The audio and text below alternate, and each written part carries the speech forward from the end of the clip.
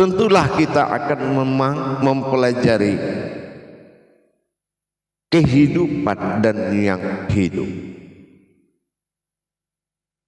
Kehidupan mulai dari kodrat sampai wujud, itu semuanya adalah hayatnya Allah. Dalam pertemuan kita pada waktu dan kesempatan yang sangat kita muliakan ini, saya akan memberikan wawasan dan pandangan, mudah-mudahan bermanfaat buat kita. Kalau kita tidak tahu tentang pandangan sebuah kehidupan yang berhubungan dengan Allah, bagaimana bisa kita memuliakan derajat Allah di alam ini kalau tidak tahu kita tajalli kehidupan demi kehidupan? Menyatukan kehidupan dengan yang hidup, tentunya kita harus melihat kodratnya. Kehidupan dan hidup ini disebut dengan nurul alal nurin. Artinya ada yang hidup di dalam kehidupan, ada cahaya di dalam cahaya. Mana yang dikatakan ada kehidupan, ada hidup dalam kehidupan, ada nur di dalam nurin, nurul alal nurin. Kita akan menghitung. Kalau kita tahu kita sebagai umul hayat, ma'ul hayat, ibu kehidupan adalah kodrat. Wujud umul kehidupan adalah kodrat. Mana rentetan perjalanan kodrat itu sehingga kita tahu mana yang hidup dan mana kehidupan yang dilahirkan oleh yang hidup. Mana kehidupan yang bergantung kepada yang hidup pada diri kita. Kita perlihat selama ini banyak sangat musibah-musibah terjadi di alam nyata ini. Musibah itu dari mana? Musibah itu datang dari alam menyentuh umat. Kenapa ini bisa terjadi? Karena tidak ada hubungan hayat. Karena tidak terjadi hubungan hayat hanya dengan bentuk sejarah, tapi tidak menjadi amalan diri. Hidup mengamalkan kehidupan. Ini tidak terjadi. Mengamalkan itu artinya apa dasar pandangan kita melihat kodrat alam dan menyatukan, mengarahkan ke kodrat diri? Apa tajalinya? Kalau ini hayat, tajalinya hidup, pandangan adalah ayat. Tidak mungkin alam itu murka kepada manusia. Tidak mungkin murka. Setiap yang berasal dan memiliki usul, dia pasti takhluk, pasti menghormati, pasti menjunjung tinggi setiap kehidupan kepada yang hidup, dan yang hidup pasti berhadap dan menyembah yang menghidupkan.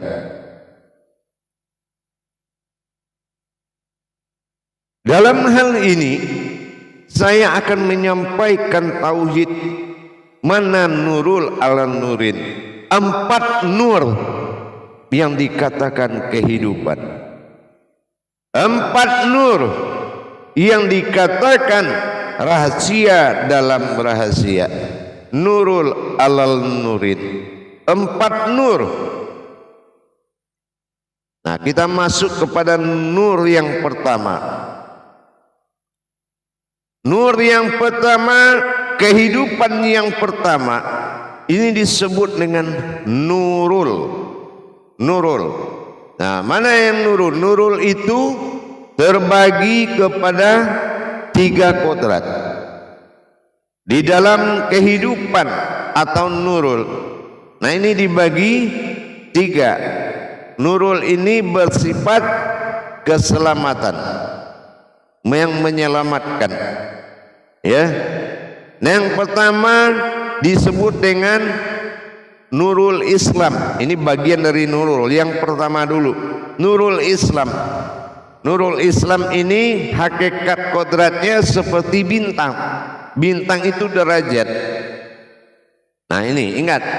Jadi kalau hidup di bawah Nurul, ingat jangan sampai di bawah derajat alam. Ini Nurul Islam. Islam butuh derajat bintang. Yang kedua, pecahan dari Nurul ini Nurul Iman. Nah, Nurul Iman ini adalah ilmu. Kodratnya seperti wujud bulan, memberikan, menerima dan memantulkan.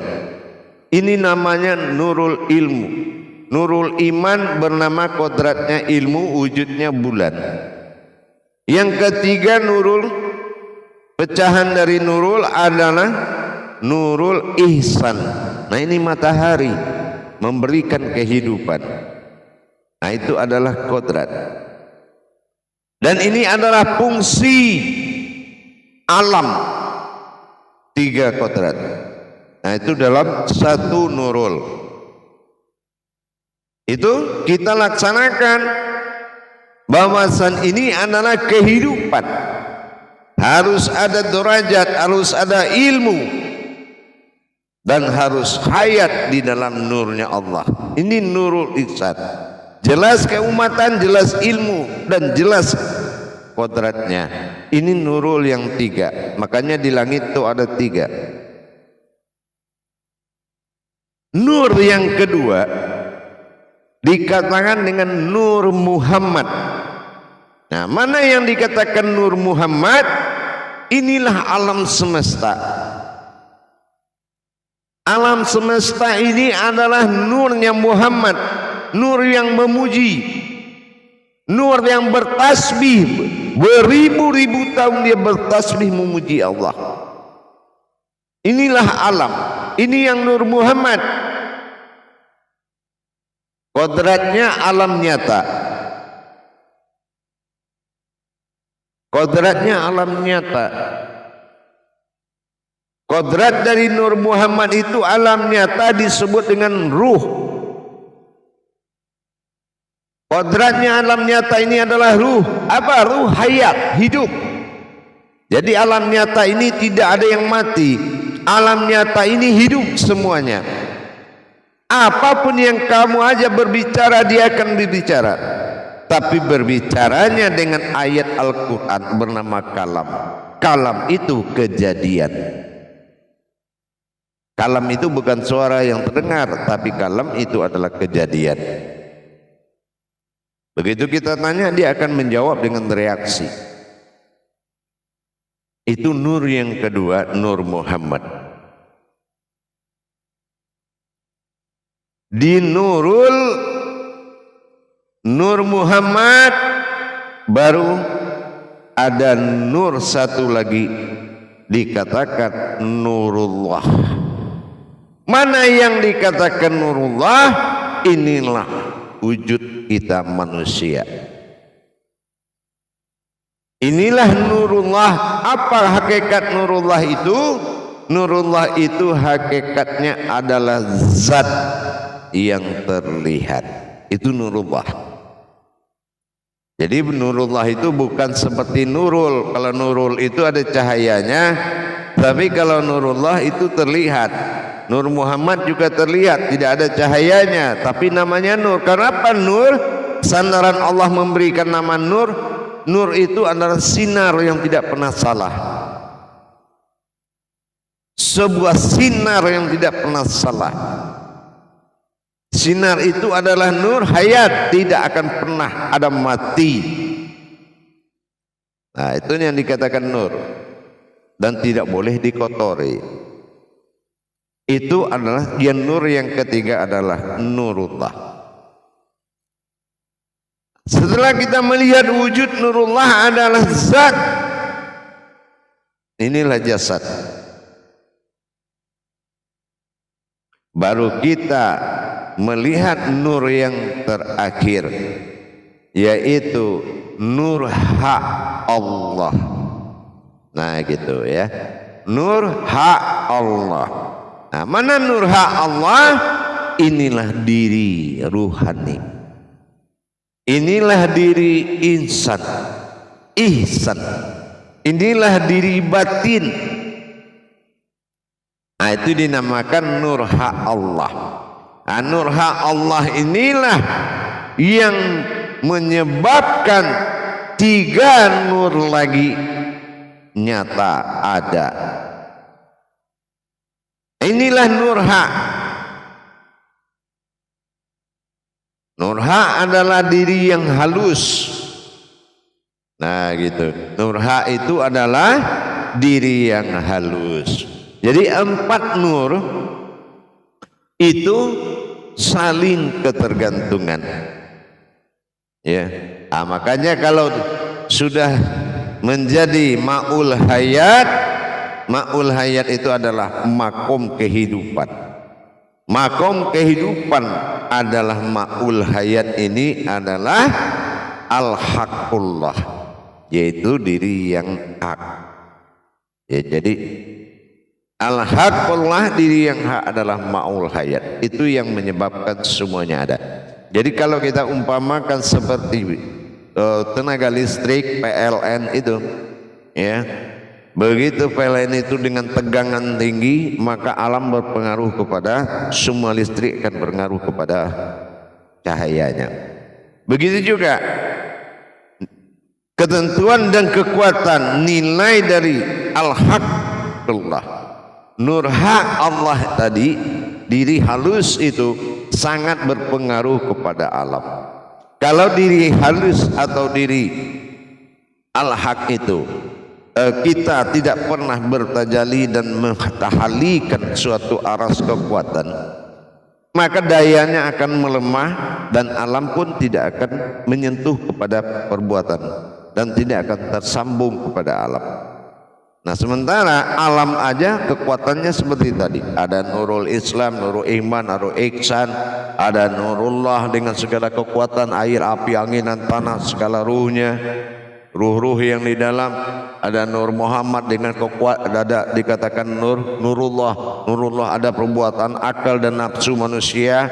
Dan bagaimana nur haknya Allah, kalau dia di bawah kekuatan itu, maka inilah yang terombang-ambing, entah mana orang, entah mana umat, entah mana Tuhan.